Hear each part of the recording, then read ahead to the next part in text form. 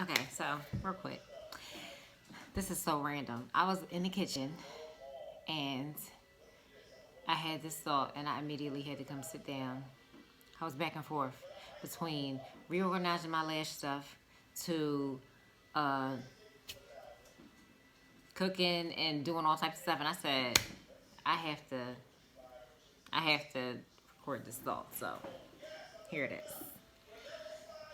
I posted a video a while ago that talks about misapplied hope. Like just misapplied hope. What is that? Misapplied hope, right?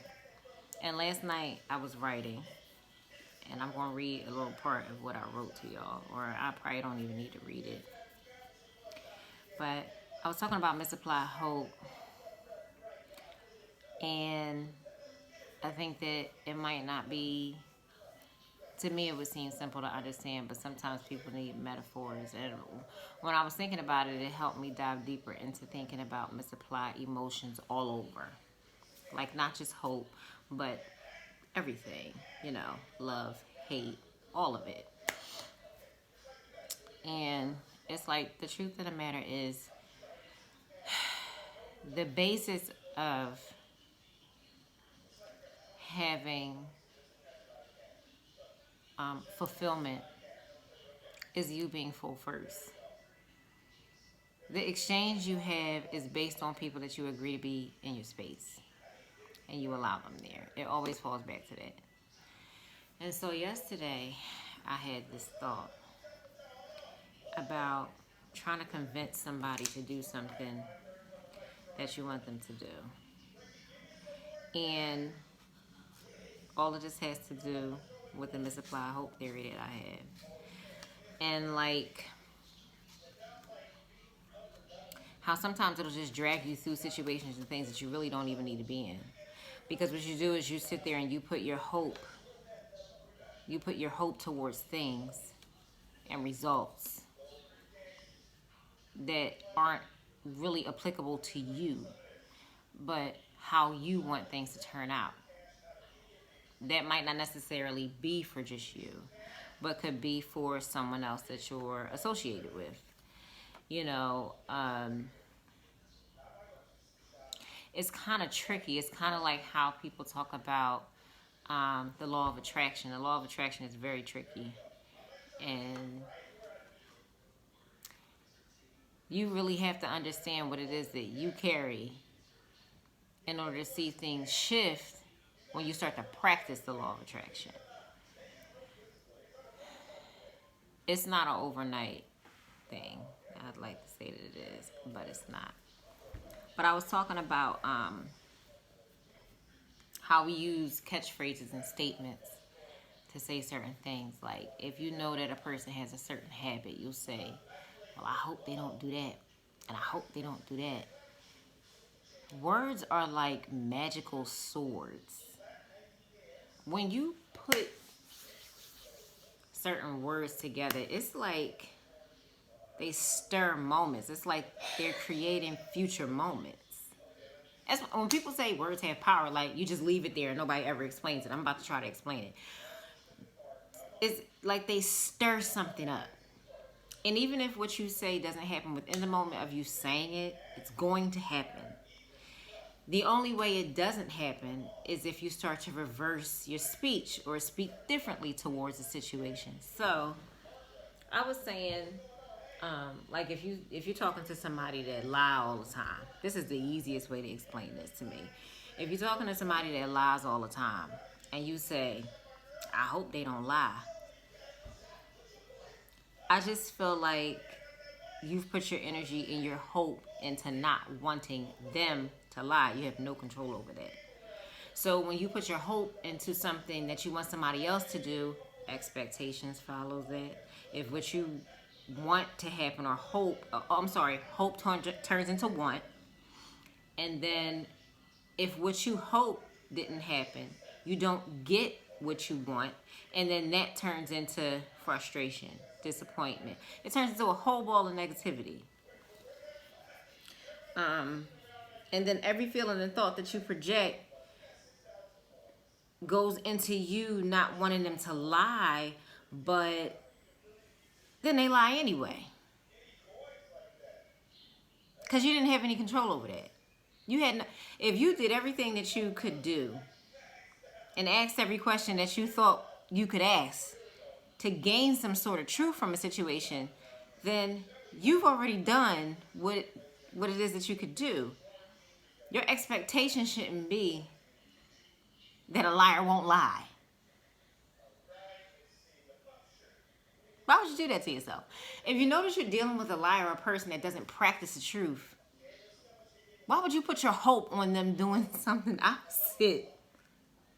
They have to go through that transition on their own.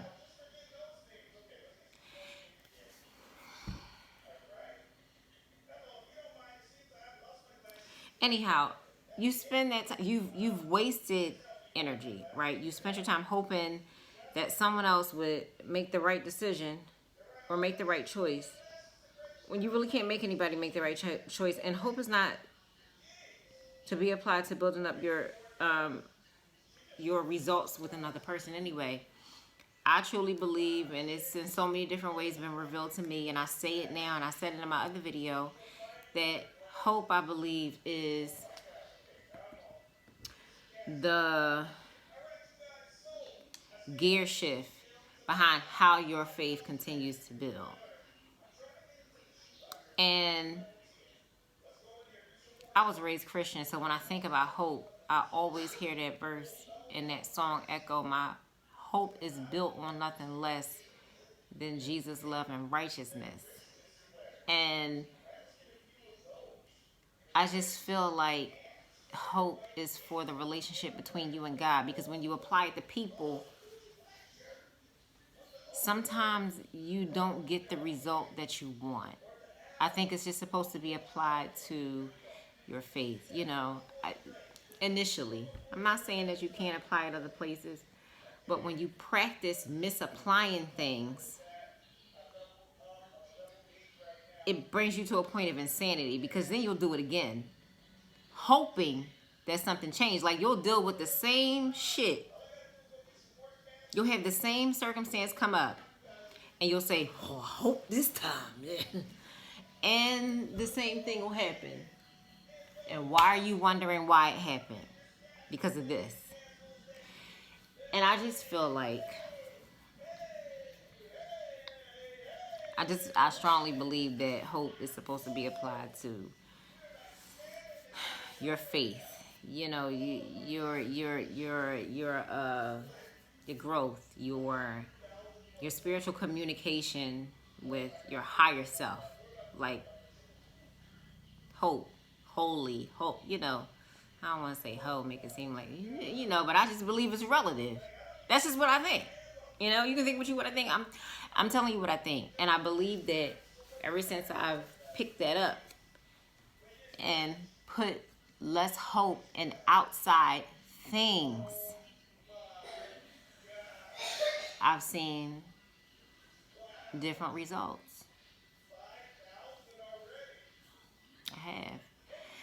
It's not to say that you can't have hope. Like I said before, it's not to say that you can't carry it or have it or believe that it's, good to have towards other things, but it has to be something that's really in alignment with your path or whatever it is that you're doing. Like, I tell my kids all the time, right? I tell them, like, it's good to have a team of people that help you get things done. But always work as if you have to do everything on your own. Because if something falls through the crack and y'all have this big thing that you have to do, you want to be able to pick up the pieces so you can get your goal met. Period. I tell them that all the time. It's no different than this. And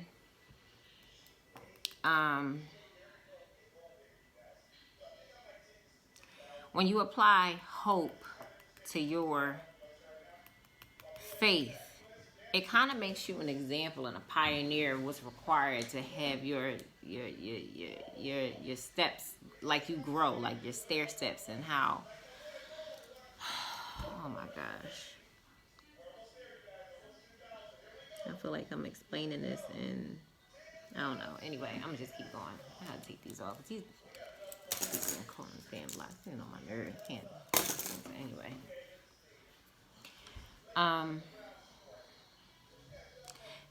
I think that getting back to what I was using as an example, this. If you say to a liar or a person that prefers to not tell the truth. Because sometimes if you name people certain things, they just continue to be that.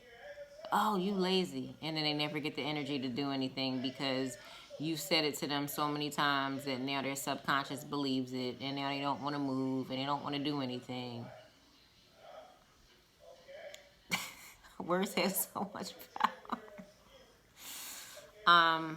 Anyhow, if you say to a person that prefers not to tell the truth, I appreciate your honesty.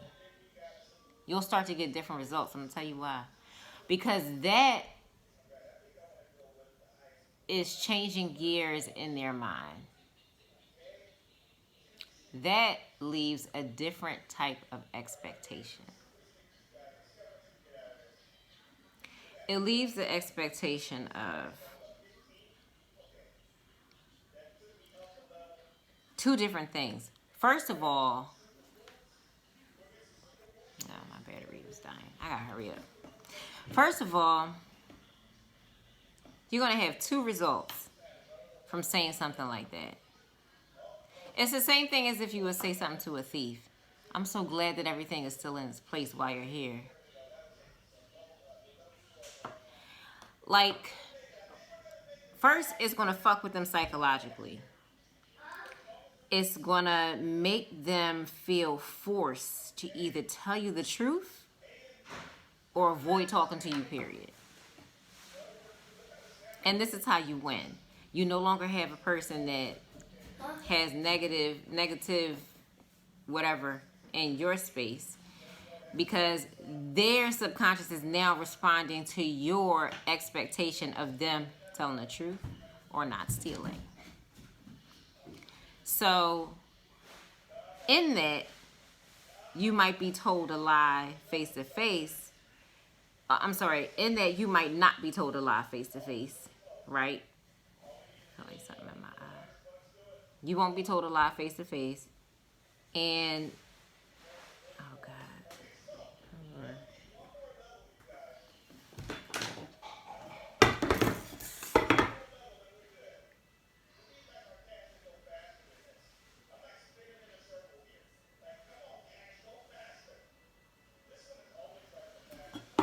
and the other option with them not saying nothing to you at all is silence is an answer all the time, ain't it? No answer is an answer. Silence, falling back, not reaching out, that's an answer. And that answer usually tells the truth more than anything. More than, somebody actually having to verbalize how they feel about anything or what they do or don't want to express. So keep this in mind as you transition. I know a lot of people are transitioning right now. It's the time that we're in, This retrograde got a lot of heat on it. It's like really serious. And I know that I keep saying, and all of these will probably fill my library at one time, but I'm having some technical difficulties. Anyway, this transition that we're in, like I talked about in the other video where I spoke about the dream that I had, is really showing us and proving to us that it's time to live in your absolute truth. And it's not really dependent on whether you want to or not. Whatever the truth is inside of your soul is going to start to bleed out.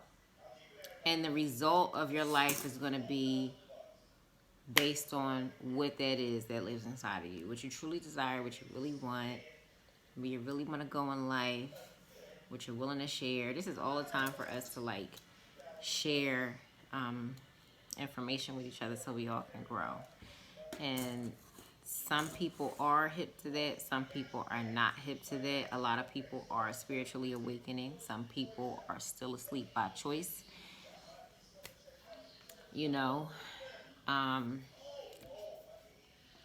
When you resist the things that you know are coming, to help you live inside of your truth, it makes life a little harder. But when you say you want something and then you see something come your way and you embrace it, it makes things a little easier to handle. They might be different, but that's the only thing. They're not difficult. They're just different than what you've experienced before. So I don't know why. I wish I could remember the thought that I had in the kitchen that made me just jump and come in here, turn this light on, turn this camera on, and create this message, because I really was going to do like a long, drawn out version of explaining, how to take words and how they form energy, and how, because the law of attraction says whatever your predominant thought is what will be. So if you're hoping that somebody doesn't lie, it's kind of like the thing one and thing two and Cat in the Hat. They did the opposite of what you say. If you said something that, like how they were, like in the movie, it's just like that. In order for them to respond, like they respond from your innermost, so they know what it is that you really want. It's just it's tricky like that. I know it's not exactly how I'm saying, but it's tricky like that. You got to think about this. The law of attraction says, if I sit here thinking about how much I don't have, I'll multiply that. I'll multiply more of what I don't have, which means I'll constantly not have. Who wants that? So if you, in the law of attraction, practice living and speaking to yourself in terms of, I have so much, I don't know what to do with it. I have so much energy, blah, blah, blah, blah, blah. That type of thing. It's the same thing, guys. It's the same thing. That's all I got for right now. I haven't, that's all I got. That's it. So I just wanted to put that bug in your ear while you're transitioning. Take notice of the people that are around you. And when you take notice of the people that are around you, this is not to badger them, put them down, whatever the case may be.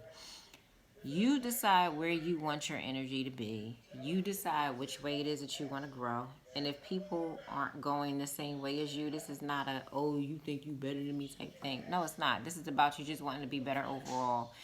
And if some people are acknowledging your shift as you trying to be better than them, then that's an insecurity in them. If you're just trying to be better for you. I can't take whatever this is. It's driving me nuts. I need to lock it again. Yeah, it's that. So you can't really carry the burden of somebody else's insecurities. For what? Like, why would you do that? It's so annoying.